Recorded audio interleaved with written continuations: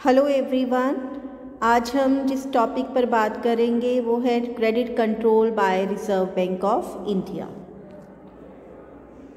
ये credit control क्या होता है और रिजर्व बैंक ऑफ इंडिया उसमें क्या भूमिका अपनाता है, आज हम इस विषय पर बात कर रहे हैं। जैसे कि आप सबको पता है कि जो इंडियन इकॉनमी है वो लगातार डेवलप होती जा रही है, उसमें ग्रोथ आती जा रही है और उसके अंदर क्रेडिट का रोल बहुत प्ले हो रहा है। क्रेडिट जो है इकॉनमी को ग्रो करने में बहुत हेल्पफुल हो रहा है और जो इकॉनमी है हमारी वो मनी इकॉनमी से कन्वर्ट होकर किस में कन्वर्ट होती जा रही है, क्रेडिट इकॉनमी में कन्वर्ट होती जा रही है और बहुत ज़्यादा क्रेडिट क्रिएट किया जा रहा है और क्रेडिट के बेस पर ही बिजनेसेस जो है ग्रो कर रहे हैं। तो ज़रूरत है कि क्रेडिट को कंट्रोल किया जा सके ताकि ना तो उसमें कोई शॉर्टेज हो, ना ही किसी तरह का एक्सेस क्रेडिट हो उसके वॉल्यूम में और इकॉनमी भी उसके अकॉर्डिंगली डेवलप हो पाए। तो आरबीआई की रिस्पॉन्सिबिलिटी है कि वो क्रेडिट को कंट्रोल करता है और उसके लिए डायरेक्शन समय समय पर देता है ताकि जो मनी सप्लाई है उसे कंट्रोल किया जा सके और इकोनॉमिकल डेवलपमेंट को भी ध्यान में रखते हुए और इन्फ्लेशन और डिफ्लेशन प्रेशर्स को भी ध्यान में रखते हुए क्रेडिट को कंट्रोल किया जाए। क्रेडिट को कंट्रोल करने के क्या ऑब्जेक्टिव्स हैं, आज हम अभी यहाँ पर ये डिस्कस करेंगे। तो क्रेडिट को कैसे क्यों कंट्रोल करना है, उसका क्या उद्देश्य है, उसका क्या महत्व है, इसको जानेंगे। तो सबसे पहला पॉइंट है डोमेस्टिक प्राइस स्टेबिलिटी। ज़रूरत है कि ज़्यादा से ज़्यादा जो इंडियन इकॉनमी है उसमें प्राइस स्टेबल रहे, डोमेस्टिक प्राइस स्टेबिलिटी बनी रहे ताकि जो फ्लक्चुएशंस हैं डोमेस्टिक प्राइस में वो डिफरेंट सेक्टर्स को अफेक्ट ना करें एडवर्सली। तो ज़रूरत हो जाती है कि उस पर क्रेडिट को कंट्रोल किया जा सके। इसी के साथ साथ फॉरेन एक्सचेंज रेट स्टेबिलिटी भी एक और ऑब्जेक्टिव है। फॉरेन रेट स्टेबिलिटी क्या है कि जो हमारी इंडियन करेंसी है उसका जो है क्या फॉरेन वैल्यू रहेगा, क्या फॉरेन एक्सचेंज की फॉर्म में उसकी वैल्यू रहेगी, तो उस पर भी कंट्रोल करना क्रेडिट कंट्रोल जो पॉलिसी है उसका एक ऑब्जेक्टिव है ताकि जो फ्लक्चुएटिंग एक्सचेंज रेट है वो हमारे फॉरेन ट्रेड्स को एडवर्सली इफ़ेक्ट ना कर सके और एक स्टेबलाइज्ड एक्सचेंज रेट क्रिएट कर सके। तो थर्ड जो इसका ऑब्जेक्टिव है क्रेडिट को कंट्रोल करने का, क्रेडिट कंट्रोल का, वो है achievements of high level of production and employment. तो यदि मेंटेन करना चाहते हैं इंडियन इकॉनमी में हाई लेवल ऑफ एम्प्लॉयमेंट और आउटपुट ज़्यादा से ज़्यादा हो सके तो उसके भी और ये भी ऑब्जेक्टिव है क्रेडिट को कंट्रोल करने का, क्योंकि यदि फ्रीक्वेंटली चेंज आता है आउटपुट्स में या एम्प्लॉयमेंट में तो वो कहीं ना कहीं जाकर जो ग्रोथ है हमारी इकॉनमी की उसको रोक सकता है। यदि आउटपुट कम हो रहा है या एम्प्लॉयमेंट कम हो रहा है और प्रोडक्शन कम हो रहा है तो उस केस में तो ज़रूरत है कि लेवल ऑफ एम्प्लॉयमेंट और प्रोडक्शन को ज़्यादा से ज़्यादा बढ़ावा मिले और उसके लिए ज़रूरी है कि ज़्यादा से ज़्यादा जो मनी है उसको इन्वेस्ट किया जा सके जिससे कि प्रोडक्शन भी हाई हो और इंडस्ट्रियलाइजेशन हो सके, एम्प्लॉयमेंट को बढ़ावा मिले। तो ये ज़रूरी हो जाता है यदि क्रेडिट को प्रॉपर फॉर्म में कंट्रोल किया जाएगा, यदि इकॉनमी में ना तो सरप्लस क्रेडिट होगा ना ही उसकी शॉर्टेज होगी। देन थर्ड है, फोर्थ पॉइंट है कंट्रोल ओवर ट्रेड साइकिल्स। तो ट्रेड साइकिल्स को कंट्रोल करना भी क्रेडिट कंट्रोल का एक ऑब्जेक्टिव है।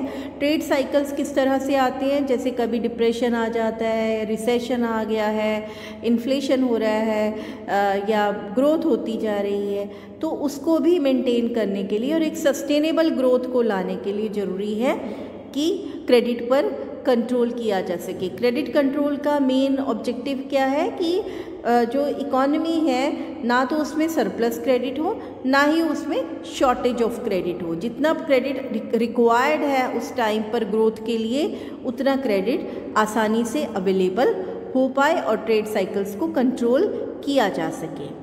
और इसके जो लास्ट ऑब्जेक्टिव है वो है इकोनॉमिक प्लानिंग। गवर्नमेंट है, आपको पता है कि इकोनॉमिक प्लान करती है, 5 ईयर प्लान भी बनते हैं, 10 ईयर्स प्लान भी होते हैं, और शॉर्ट टर्म और लॉन्ग टर्म दोनों तरह के प्लान्स बनाए जाती हैं ताकि इकोनॉमी को एक्सेलरेट किया जा सके, ग्रोथ को बढ़ावा मिले। तो गवर्नमेंट के जो प्रोग्राम्स को सक्सेसफुल बनाने के लिए और उसे इम्प्लीमेंट करने के लिए ज़रूरी होता है कि जो फाइनेंशियल जो है इंक्लूजन हो मार्केट्स में, ताकि लोगों को आसानी से क्रेडिट मिल सके, और जो रिक्वायर्ड उनको क्रेडिट है ताकि उस प्लानिंग को सक्सेसफुल किया जा सके, अप्लाई किया जा सके। तो बिना पैसे के वो पॉसिबल नहीं है। तो क्रेडिट सप्लाई होना बहुत ज़रूरी है। और फिर वही बात आ जाती है कि इकोनॉमी में उतनी क्रेडिट अवेलेबिलिटी हो जितनी उस वक्त सक्सेसफुल बनने के लिए और इकोनॉमी में इकोनॉमिक प्लानिंग्स को सक्सेसफुली अप्लाई करने के लिए, इम्प्लीमेंट करने के लिए ज़रूरी है।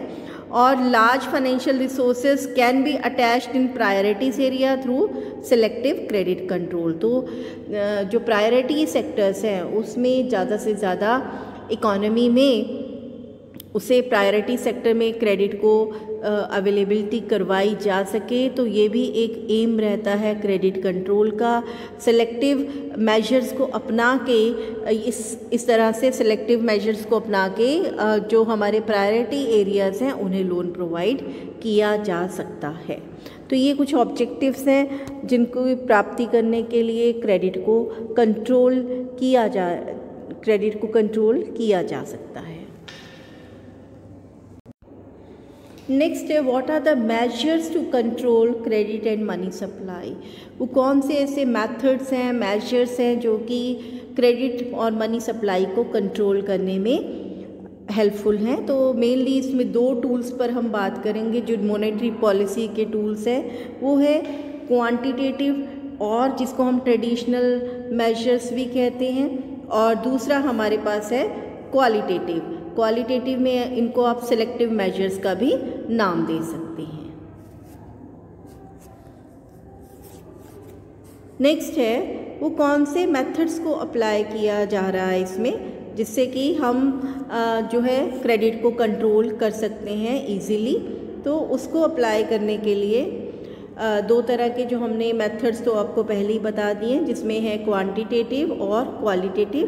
क्वांटिटेटिव में जो मेथड्स हैं वो हैं बैंक रेट्स है, ओपन मार्केट ऑपरेशन है, वेरिएबल कैश रिजर्व रेशियोस है, और स्टैट्यूटरी लिक्विडिटी रेशियो है। इसके अलावा repo and reverse repo rates भी इन मेथड्स का पार्ट है। और क्वालिटेटिव और सिलेक्टिव मेजर्स में भी अलग अलग मेथड्स को अप्लाई किया जाता है, जिसमें हम राशनिंग ऑफ क्रेडिट करते हैं, मार्जिनल रिक्वायरमेंट्स को फिक्स करते हैं, कंज्यूमर क्रेडिट को रेगुलेट करते हैं, कंट्रोल थ्रू डायरेक्टिव्स होता है, पब्लिसिटी है, मॉरल सुसेशन है, एंड डायरेक्ट एक्शन है, जिसके थ्रू क्वालिटेटिव मेजर्स को अपनाकर जो है क्रेडिट को कंट्रोल किया जा सकता है। First quantitative measure is bank rate. So what is bank rate? Bank rate is the rate at which the central bank lends money to the commercial banks for their liquidity requirement without providing any security. तो reserve bank of India जब commercial banks को उधार देता है तो जिस rate पर उधार देता है वो है बैंक रेट, और ये जो लोन दिया जाता है, लेंडिंग की जाती है, ये विदाउट एनी सिक्योरिटी। इसके लिए कमर्शियल बैंक्स को कुछ भी मॉर्गेज नहीं करना पड़ता सेंट्रल बैंक को। तो बैंक रेट जो है it is also called discount rate. क्यों इसको डिस्काउंट रेट कहते हैं? क्योंकि इसके ऊपर जो सेंट्रल बैंक है वो रीडिस्काउंटिंग फैसिलिटी देता है to the approved securities, bill of exchange and the commercial papers, और एलिजिबल पेपर्स पर जो सेंट्रल बैंक है वो रीडिस्काउंटिंग की फैसिलिटी देता है जो कि कमर्शियल बैंक्स के पास होते हैं। और बैंक रेट है it is important because it is set other market rates of interest. तो बैंक रेट बहुत इम्पॉर्टेंट है। क्यों इम्पॉर्टेंट है?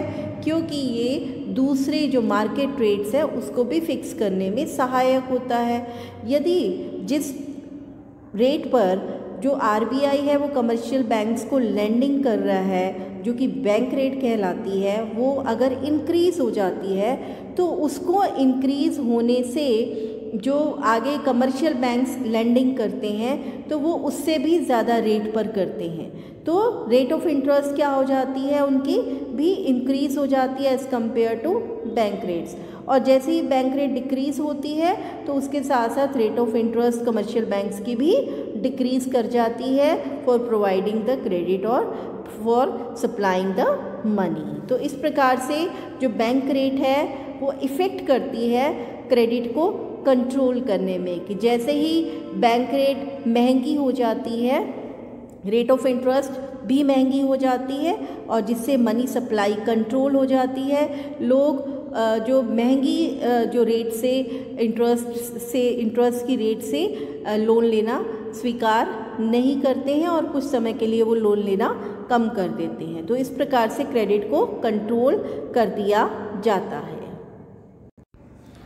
नेक्स्ट जो इसका टेक्निक है वो है ओपन मार्केट ऑपरेशंस। ये ओपन मार्केट ऑपरेशंस जो है रिज़र्व बैंक ऑफ इंडिया के द्वारा अपनाया जाता है और रिज़र्व बैंक ऑफ इंडिया क्या करता है, वो ओपन मार्केट में गवर्नमेंट सिक्योरिटीज़ को खरीदना और बेचना शुरू कर देता है और इसके बेस पर वो जो क्रेडिट है उसे कंट्रोल कर पाता है, उसे या तो एक्सपैंड करता है या कॉन्ट्रैक्ट करता है।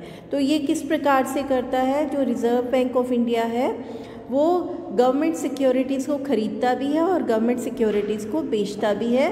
ख़रीदने वालों में जो है वो बैंक्स भी हो सकते हैं और नॉन बैंकिंग इंस्टीट्यूशंस भी हो सकते हैं, आम पर्सन भी हो सकता है, इंडिविजुअल्स भी हो सकते हैं, कॉरपोरेट्स भी हो सकते हैं, तो वो ख़रीद भी सकते हैं और बेच भी सकते हैं। जब आरबीआई को जो है इन सिक्योरिटीज़ को परचेज़ करता है तो उससे कि सप्लाई ऑफ मनी क्या हो जाता है, इंक्रीज़ हो जाता है। और जब सेल ऑफ सिक्योरिटीज़ करता है तो क्या होता है, जो supply of money decrease. Reserve Bank of India जब गवर्नमेंट सिक्योरिटीज़ को बेचता है ओपन मार्केट में तो क्या होता है, तो उसके पास फ़ंड आ जाते हैं जिससे कि मार्केट में फ़ंड का संकुचन हो जाता है, यानी कि कॉन्ट्रैक्ट हो जाता है और सप्लाई ऑफ मनी कम हो जाती है।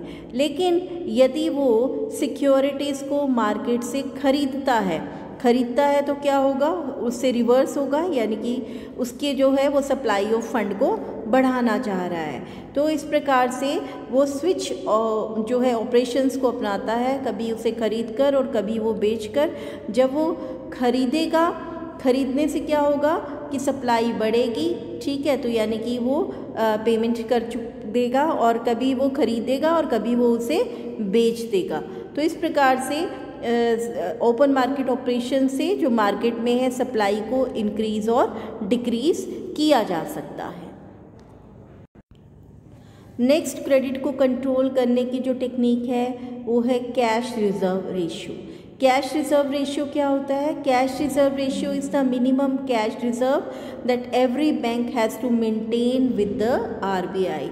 तो कुछ इसको जितना भी इसके पास फंड होता है उसका एक फिक्स रेशियो जो है कैश रिज़र्व रेशियो की फॉर्म में उसे आरबीआई के पास मेंटेन करना होता है। तो यदि reserve Bank of India increase करता है रिज़र्व की रेट को, जब वो रेट को कैश रिज़र्व रेशियो की रेट को इंक्रीज़ करता है तो कमर्शियल बैंक्स को ज़्यादा अमाउंट को जो है रिज़र्व बैंक ऑफ इंडिया के पास एज रिज़र्व रखना पड़ता है, जिससे कि कमर्शियल बैंक्स के पास जो फ़ंड अवेलेबिलिटी कम हो जाती है और सप्लाई ऑफ फंड कम हो जाती है। और यदि सीआरआर रेट को जो है डिक्रीज़ कर दिया जाता है तो उससे सप्लाई ऑफ फंड इंक्रीज़ कर जाता है। तो कैश रिज़र्व रेशियो टेक्निक से भी जो है reserve Bank of India credit को कंट्रोल कर सकता है। जो सीआरआर है वो उसका जो रेट है डिफरेंट रही है फ्रॉम द लास्ट जो ईयर्स हैं, 1991 में जो कैश रिज़र्व रेशियो का जो रिज़र्व बैंक ने रेट फिक्स किया था वो 15% था, और जो 2001 में 2001 में 7.5% हो गया था, और 2001 में फर्दर ये रिड्यूस होकर 5.5% हो गया। इसी तरह से जनवरी 2009 में 5% था, और जनवरी 2010 में जो है आगे फिर इसमें जो है आरबीआई ने इंक्रीज़ किया सीआरआर को फ्रॉम 5% टू 5.75%। तो इस प्रकार से जो इन्फ्लेशनरी और डिफ्लेशनरी प्रेशर्स को देखते हुए जो है सीआरआर को इंक्रीज़ और डिक्रीज़ किया जाता है। मार्च 2011 में सीआरआर को फिर 6% कर दिया गया, और 2013 में इसको 4% लेवल पर ले आया गया, और उसके बाद इस तरह से प्रोसेस चलता रहा। ये आपके पास एक सामने चार्ट है कैश रिजर्व रेशियोज़ का फ्रॉम 19 टू 21। ये क्या रहा है, 19 में ये 6.25 से 5.15 पर रहा, और उसके बाद ये 4.40 हो गया, 4.40 इन 2020, और 22 में 2020 को इसे 4 पॉइंट पर कर दिया, परसेंटेज पर कर दिया, और एट प्रेजेंट जो सीआरआर 21 में फिक्स की गई है वो है 3%। और इसी तरह की एक और टेक्निक है जिसे हम स्टैट्यूटरी लिक्विडिटी रेशियो कहते हैं। तो what is SLR? So under SLR the government has imposed an obligation on the banks to maintain a certain ratio to its total deposits with RBI in the form of liquid assets। तो इसको एक और ये ratio maintain करना पड़ता है अपने deposits के सर्टेन परसेंटेज पे लिक्विड असेट्स की फॉर्म में, यानी कि कैश, गोल्ड और सिल्वर और अदर सिक्योरिटीज़ जैसे कि गवर्नमेंट सिक्योरिटीज़ जो होती हैं उसकी फॉर्म में। तो इससे भी जो है क्रेडिट को कंट्रोल किया जाता है, यानी कि कभी उसका एक्सपेंशन कर दिया जाता है, उसे कभी कॉन्ट्रैक्ट किया जाता है। तो उसके लिए जो पावर दी गई है आरबीआई को कि वो फिक्स कर सकता है अपनी एसएलआर रेंज को, तो ये बढ़ती घटती रहती है, 40% तक के एसएलआर को फिक्स कर सकता है। और जो बिटवीन 1991 एंड 1992 जो एसएलआर थी वो 38.5% पर हाईएस्ट परसेंटेज में रही है, और इसको 1997 में डाउन करके 25% पर लाया गया, और फर्दर इसे 23% पर 2012 में लाया गया। 2020 में जो रही है एसएलआर वो है 18.25%, और एट प्रेजेंट 21 में जो एसएलआर फिक्स की गई है वो है 18%। तो इस प्रकार से इन दोनों रेशियो से, वो है cash reserve ratio, statutory liquidity ratios, commercial banks पर एक क्वांटिटेटिव मेजर्स को अप्लाई करके क्या किया जाता है, उन पर कंट्रोल किया जाता है ताकि वो क्रेडिट को कंट्रोल कर सके। Next method is repo rate. So what is repo rate? Repo rate क्या होता है? Repo rate is the rate at which the RBI lends money to the bank for a short term. सबसे important बात है कि short term के लिए reserve Bank of India जो है कमर्शियल बैंक्स को जब लैंडिंग करता है, उधार देता है, तो जिस रेट पर देता है वो क्या कहलाता है, रेपो रेट, यानी कि रीपरचेज रेट होती है। तो रेपो रेट को कभी वो इंक्रीज़ कर देता है और कभी आरबीआई द्वारा रेपो रेट को डिक्रीज़ कर दिया जाता है। जब रेपो रेट को इंक्रीज़ किया जाता है तो आरबीआई से बोरिंग्स क्या हो जाती हैं, महंगी हो जाती हैं।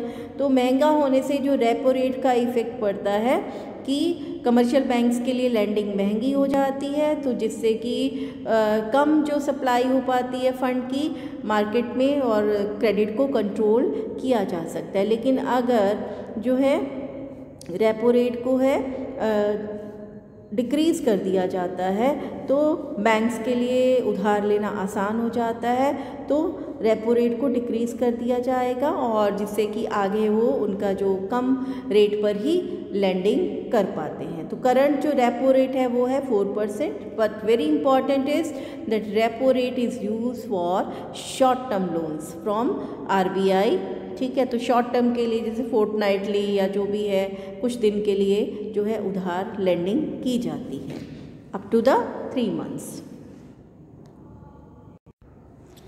अगला जो रेट है वो है रिवर्स रेपो रेट। तो रिवर्स रेपो रेट भी इसी प्रकार का एक टूल है जो reserve Bank of India money को कंट्रोल करने के लिए, सप्लाई को कंट्रोल करने के लिए करता है। तो it is a short term borrowing rate at which RBI borrows money from the bank. Repo rate में क्या था कि रेपो रेट में कमर्शियल बैंक्स जो है रिज़र्व बैंक ऑफ इंडिया से लैंडिंग करते थे, पर रिवर्स रेपो रेट क्या है कि रिज़र्व बैंक ऑफ इंडिया जो है वो दूसरे बैंकों से मनी को बोरो कर रहा है। तो ये एक ऐसा टूल है जो कि मनी फ्लोटेशन को मार्केट में कंट्रोल करता है और बैंकिंग सिस्टम में कंट्रोल करता है। यदि रिवर्स रेपो रेट में इंक्रीज़ किया जाए तो क्या होगा, बैंक्स को अच्छा रेट ऑफ रिटर्न मिलेगा from reserve Bank of India. तो वो क्या करेंगे कि वो किसी और तरह के रिस्क से बचने के लिए, जैसे कि मान लीजिए वो किसी इंडिविजुअल को लोन देते हैं तो वहाँ उनका रिस्क बना रहेगा। जैसे अभी हाल ही में कुछ जो आपने सुने होंगे कुछ स्कैम्स हुए, जैसे नीरव मोदी का स्कैम हुआ। तो इस तरह के जो बहुत सारे जो बड़े बड़े अमाउंट्स में लोन दिए जाते हैं तो रिस्क बना रहता है।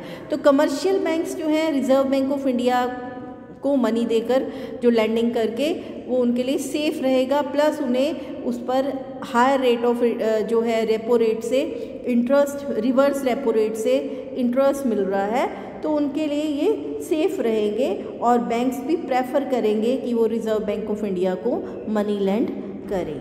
तो ऐसे में भी क्रेडिट को कंट्रोल किया जाता है और मनी सप्लाई को कंट्रोल किया जाता है मार्केट में। एट प्रेजेंट जो रिवर्स रेपो रेट है वो है 3.35%।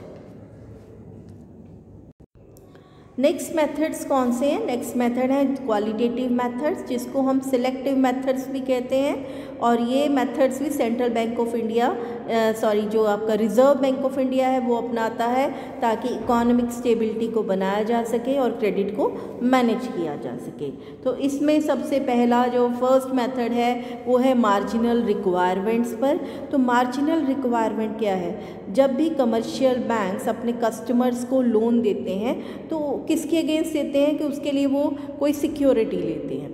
तो जब वो सिक्योरिटी अपने बोरोअर से लेते हैं तो उसके एवज में कितना लोन दिया जा रहा है ये जो है reserve Bank of India fix करता है।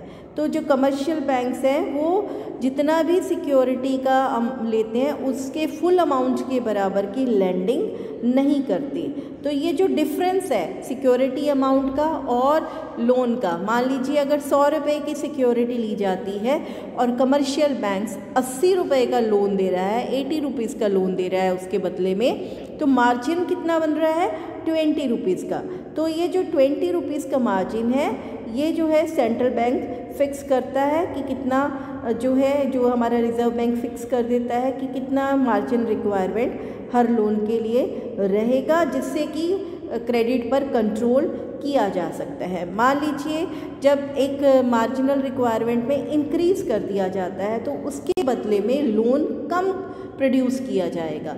मान लीजिए अब 100 रुपये की सिक्योरिटी है और उसके बदले में 60 रुपीज़ का लोन दिया जा रहा है, तो यहाँ पर मार्जिनल रिक्वायरमेंट कितनी होगी? 40 की, जो कि पहले से डबल हो गई है। तो उसके बदले में लोन उसके मुकाबले उतना ही कम हो जाएगा और क्रेडिट को कॉन्ट्रैक्ट किया जा सकता है, यानी कि कम किया जा सकता है, उसे कंट्रोल किया जा सकता है। और यदि अगर लोन कैपेसिटी को इंक्रीज़ करना है, ज़्यादा लोन प्रोवाइड करना है, तो मार्जिनल रिक्वायरमेंट्स को कम कर दिया जाएगा, उसका संकुचन कर दिया जाएगा। यानी कि अब 100 रुपये के बदले में 90 रुपये का मान लीजिए लोन दे दिया, तो यहाँ पर पहले के मुकाबले 10 रुपये और कम हो गया, तो उससे लोन भी ज़्यादा से ज़्यादा लोग लेना पसंद करेंगे। तो इस प्रकार से मार्जिन को कंट्रोल करके क्रेडिट को कॉन्ट्रैक्ट भी किया जा सकता है और उसे एक्सपैंड भी किया जा सकता है। नेक्स्ट टेक्निक है मॉरल परसुएशन। मॉरल परसुएशन क्या है कि इसके अंतर्गत क्या किया जाता है, जो सेंट्रल बैंक है यानी कि रिज़र्व बैंक ऑफ इंडिया वो मॉरली उन्हें परस्यू करता है इन कमर्शियल बैंक्स को कि वो लोन्स को क्रिएट करें या उसे कम करें। तो इंडिया में जो है 1949 के बाद रिज़र्व बैंक ऑफ इंडिया जो है वो मॉरल परसुएशन को कमर्शियल बैंक्स के ऊपर अप्लाई करने में सक्सेसफुल रहा है और उसे अपनाता रहता है ताकि क्रेडिट को कंट्रोल किया जा सके। तो और वो कमर्शियल बैंक्स के लिए ऐसी गाइडलाइंस निकालता रहता है कि वो समय समय पर क्रेडिट को कॉन्ट्रैक्ट करें या उसे एक्सपैंड करें। तो इसी तरह से एक और अनदर मेथड है पब्लिसिटी का, जो reserve Bank of India use करता है पब्लिसिटी का। तो इसमें पब्लिक से डायरेक्ट अपील की जाती है कि वो, और इसके अलावा डाटा को पब्लिश किया जाता है रिज़र्व बैंक ऑफ इंडिया से ताकि वो ज़्यादा से ज़्यादा लोन लेने का काम करें कमर्शियल बैंक से, या जब कॉन्ट्रैक्ट करता है तो उस समय भी ऐसी पब्लिसिटी की जाती है। लेकिन जो पब्लिसिटी का यूज़ है वो ज़्यादा से ज़्यादा लोन को क्रिएट करने के लिए, ज़्यादा से ज़्यादा पब्लिक को परस्यू किया जाता है कि वो कमर्शियल बैंक से लोन लें।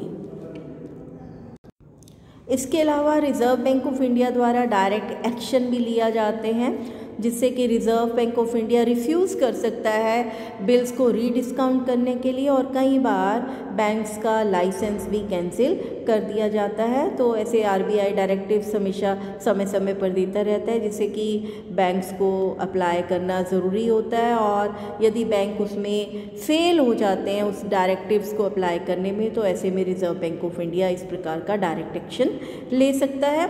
और इसके साथ साथ कमर्शियल बैंक्स को वो रोक भी सकता है किसी पर्टिकुलर टाइप ऑफ ट्रांजैक्शंस में इन्वॉल्व होने के लिए, और उसे ये भी रोक सकता है कि उसे लोन देना है या नहीं देना है। तो ऐसे डायरेक्ट एक्शन से भी रिज़र्व बैंक ऑफ इंडिया के पास ऐसी अथॉरिटी है कि वो डायरेक्ट एक्शन से कमर्शियल बैंक्स को कंट्रोल कर सकता है। इसके अलावा reserve Bank of India loans पर सीलिंग भी लगा सकता है किसी पर्टिकुलर प्रोजेक्ट में इन्वेस्ट करने के लिए। तो बैंकिंग सेक्टर को ऐसी गाइडलाइंस दी जाती हैं कि वो एक पर्टिकुलर सिंगल प्रोजेक्ट में इतने अमाउंट तक का ही लोन फिक्स कर सकता है, उससे ज़्यादा का अमाउंट नहीं दे सकता है। रिज़र्व बैंक ऑफ इंडिया इसके अलावा डायरेक्टिव्स भी निकालता है बैंक्स के लिए रिगार्डिंग द एडवांसेस कि कितना लोन दे सकते हैं, और उन्हीं डायरेक्टिव्स के आधार पर कमर्शियल बैंक्स को जो है अपनी पार्टीज़ को लोन देना पड़ेगा और लेंडिंग करनी पड़ेगी। राशनिंग ऑफ क्रेडिट भी another method of selective techniques. तो ऐसे में reserve Bank of India rationing कर देता है क्रेडिट के, जिससे कि नेशन में प्रॉपर डेवलपमेंट हो सके, सस्टेनेबल डेवलपमेंट हो सके, और सभी सेक्टर्स में को पर ध्यान दिया जा सके उसकी डेवलपमेंट के लिए, ख़ास तौर से प्रायोरिटी सेक्टर्स पे। तो लैंडिंग के लिए रिज़र्व बैंक ऑफ इंडिया ऐसे रूल्स भी बना देता है जिसमें प्रायोरिटी सेक्टर्स को ध्यान में रखते हुए उनमें मिनिमम लोन देना जो है जो कंपलसरी कर दिया जाता है बाय कमर्शियल बैंक्स कि उन्हें इतना लोन इस प्रायोरिटी सेक्टर में देना ही देना है, जिससे कि वो सेक्टर्स भी डेवलप हो सके। तो ऑप्टिमम यूटिलाइजेशन ऑफ मनी को ध्यान में रखते हुए जो कि क्रेडिट का राशनिंग कर दिया जाता है। Now next topic is difficulty of credit control. Credit को कंट्रोल करने में रिज़र्व बैंक ऑफ इंडिया को क्या क्या विपदाओं का सामना करना पड़ता है, किस किस तरह की डिफ़िकल्टीज़ उन्हें फेस करनी पड़ती है। तो सबसे पहले है कि credit other than bank credit. Central bank किसको कंट्रोल कर सकता है? सेंट्रल बैंक जो बैंक्स क्रेडिट देते हैं उन्हें तो कंट्रोल कर सकता है, लेकिन इसके अलावा भी बहुत से मेथड्स हैं जिसके कारण नेशन में क्रेडिट क्रिएट हो सकता है, जैसे कि एक्सचेंज बिल्स हैं, बिल ऑफ एक्सचेंजेस हैं, या प्रोमिसरी नोट्स हैं। तो ऐसे देने में इस तरह से उनके ऊपर किसी भी तरह का reserve Bank of India control नहीं कर सकता। इसके अलावा जो बैंक्स पर भी पूरी तरह से जो है, कई तरह के बैंक्स हैं जिसमें हमारे प्राइवेट बैंक्स हैं, पब्लिक बैंक्स हैं, और इसके अलावा फॉरेन बैंक्स हैं, रूरल बैंक्स हैं। तो जो अपने बैंक्स हैं, पब्लिक बैंक्स हैं, उस पर जो है रिज़र्व बैंक ऑफ इंडिया का ज़्यादा कंट्रोल बना रहता है as compared to the foreign banks. और जो अनऑर्गेनाइज सेक्टर है वो भी रिज़र्व बैंक ऑफ इंडिया के कंट्रोल में नहीं है। तो जो अनऑर्गेनाइज सेक्टर है वो भी ऑर्गेनाइज सेक्टर के साथ ही चलकर जो है वर्क कर रहा है इंडिया में अभी भी रूरल और सेमी अर्बन एरियाज़ में। तो ज़रूरी है कि उस अनऑर्गेनाइज सेक्टर को भी कंट्रोल में लाया जा सके, लेकिन अभी रिज़र्व बैंक ऑफ इंडिया इसमें सक्सेसफुल नहीं हो पाया है। इसके अलावा जो है lack of control on ultimate use of credit भी रहा है कि क्रेडिट का यूज़ जहाँ बताया जाता है वहाँ पर नहीं किया जा रहा है, जिससे कि उतना प्रोडक्शन या उतना ग्रोथ नहीं हो पा रहा। तो ऐसे में मान लीजिए अगर किसी ने प्रोडक्टिव पर्पस के लिए जो है लोन लिया है, लेकिन उसे स्पेकुलेशन में लगा देता है, तो जिससे कि बिजनेस एक्टिविटी नहीं डेवलप हो पाती है जितनी प्रोडक्शन होनी है या जितनी इकोनॉमी ग्रोथ करनी है। इसके अलावा जो लीकेजेस भी है, जो मेन रीज़न रहता है क्रेडिट क्रिएशन में, जो प्रोसेस है उसमें रुकावट का काम करता है। तो जो लोग हैं वो जो है कई बार जो पैसा जो है बैंक के पास जमा ही नहीं करवाते हैं। जमा ना करवाने से क्या होता है कि डिपॉजिट नहीं हुआ मनी, वो उसे कैश फॉर्म में रखना पसंद कर रहे हैं या पेमेंट्स कैश में देना कर रहे हैं, तो जिससे कि क्रेडिट कंट्रोल जो है उतने लेवल पर नहीं हो पाता है। यानी कि एक्सपेंशन ऑफ क्रेडिट मान लीजिए करना चाहता है रिजर्व बैंक ऑफ इंडिया, लेकिन सेविंग ही नहीं है, या जो जमा करवा रहे हैं वो जल्दी से जल्दी पैसा निकाल रहे हैं कैश की फॉर्म में और उसे दोबारा से बैंक्स में जमा नहीं कर रहे हैं, तो जिससे कि उतना क्रेडिट क्रिएट नहीं हो पाता जितने की रिक्वायरमेंट नेशन में बनी हुई है। इसके अलावा जो हमारी मनी मार्केट और कैपिटल मार्केट हैं वो भी पूरी तरह से अभी तक स्ट्रॉन्ग नहीं हो पाई हैं, वो भी अभी डेवलप हो रही हैं, और जिससे कि पूरी तरह से क्रेडिट को क्रिएट नहीं किया जा पा रहा है और कंट्रोल नहीं हो पा रहा है। तो ज़रूरी है कि यदि इन मार्केट्स को स्ट्रॉन्ग किया जाए और डेवलप किया जाए for the success of credit creation and credit control. So these all are the difficulties which are faced by Reserve Bank of India to control the credit. So different methods को use करके reserve Bank of India क्या कर रहा है, credit को control कर रहा है ताकि ज़्यादा से ज़्यादा इकोनॉमी को ग्रो किया जा सके, इकोनॉमी को डेवलप किया जा सके। Limitation is lack of securities for mortgage, यानी कि यदि लोन लेना चाहते हैं फर्म्स या इंडिविजुअल्स, लेकिन सिक्योरिटीज़ जो कि मॉर्गेज की फॉर्म में बैंक्स को देनी है उसकी अवेलेबिलिटी नहीं है, तो उतना लोन नहीं ले पाते जितना रिक्वायरमेंट होती है। तो सेंट्रल बैंक चाहे क्रेडिट क्रिएशन करना चाहता हो, लेकिन सिक्योरिटीज़ की अवेलेबिलिटी ना होने के कारण उतना क्रेडिट नहीं क्रिएट कर पाता। Next is lack of investment opportunities. इसके अलावा आवश्यकता है कि इन्वेस्टमेंट अपॉर्चुनिटीज़ का होना और उसके कारण से लोन्स का बढ़ना, लेकिन यदि मार्केट में इन्वेस्टमेंट अपॉर्चुनिटी ही नहीं है, लाइक इन रिसेशन जो या डिप्रेशन आ रहा है मार्केट में, तो ऐसे में अपॉर्चुनिटीज़ जो हैं कम हो रही हैं, तो जिसके कारण से लोग जो है they do not want to take much loan due to lack of investment opportunities.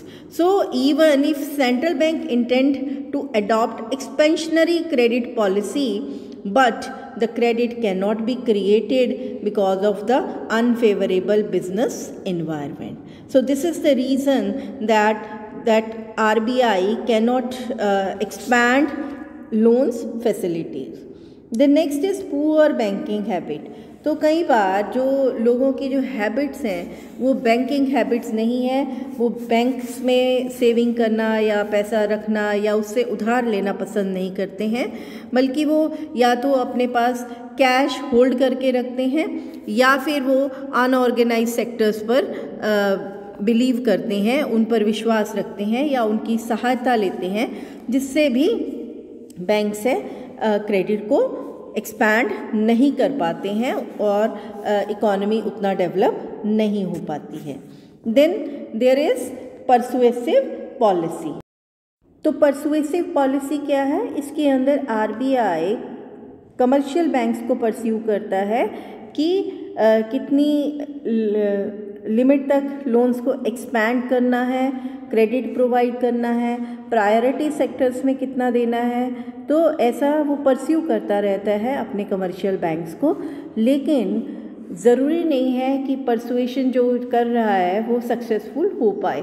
तो कमर्शियल बैंक्स कई बार रिज़र्व बैंक ऑफ इंडिया के द्वारा दी गई जो लिमिटेशंस या जो भी गाइडलाइंस है या जो भी उनको कहा जा रहा है, उन्हें परस्यू किया जा रहा है, उस हद तक वो काम को नहीं करते हैं और प्रायोरिटी सेक्टर्स में या जहाँ पर उन्होंने लोन्स को देने को कहा है या क्रिएट करने को कहा है तो उतना लोन नहीं क्रिएट करते हैं। Next is lack of banking facility. इसके अलावा ये भी एक बहुत बड़ा लिमिटेशन है इंडिया के केस में कि अभी तक ये बैंकिंग फैसिलिटीज़ हमारी रूरल एंड अर्बन जो सेमी अर्बन एरियाज़ हैं वहाँ तक नहीं पहुँच पाई है, जिसके कारण से रूरल एरियाज़ के लोग हैं वो अभी तक पूरी तरह से बैंक्स के साथ नहीं जुड़े हैं। अभी भी बहुत से ऐसे एरियाज़ हैं जहाँ पर ना तो कोई ATM फैसिलिटी है ना कोई ब्रांच फैसिलिटी है, तो ऐसे में अभी भी लोगों को पूरी तरह से बैंकिंग सेक्टर के साथ नहीं जोड़ा गया है। Then next is non banking elements in the money market. इसके अलावा जो मनी मार्केट्स के नॉन बैंकिंग एलिमेंट्स है, जैसे कई बार मार्केट में लोगों में जो है ऑप्टिमिज्म रहता है या वो पेसिमिस्ट हो जाते हैं कि नेगेटिविटी आती है कि नहीं मनी मार्केट जो है आगे एक्सपैंड नहीं कर रही है या रुकी हुई है या आगे कोई तरक्की नहीं होगी, तो नेगेटिविटी रहती है। तो ऐसे में लोन्स का क्रिएट होना उसी भावनाओं का एक रिज़ल्ट होता है।